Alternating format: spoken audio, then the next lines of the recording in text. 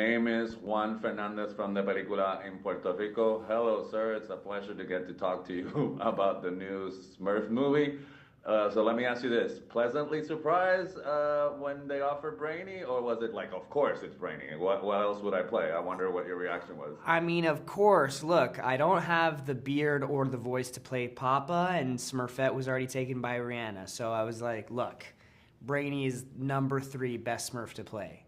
But I Clearly. mean, the humor in this is kind of off the wall and very inspired. So maybe Xolo Smurfette would have been something. I don't know. Hey, yo! Look, I think in success I could do a different character too. We could do more than one.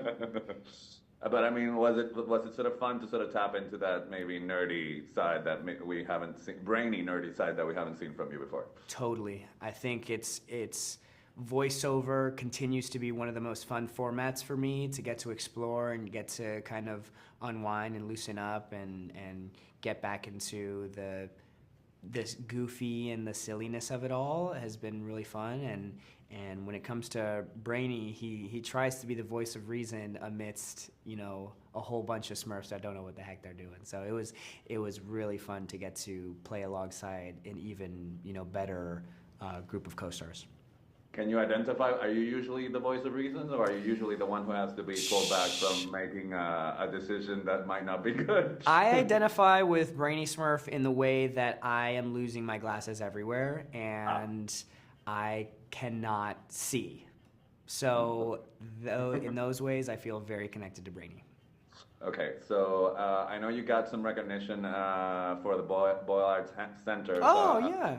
Yeah, that was very cool to see. So I wonder if you, growing up, had a place that sort of was your touchstones or inspiration regarding things within the arts, and that sort of set you on your way to where you are now. That's a great question. Funny enough, this recognition was at one of the spaces that Wow.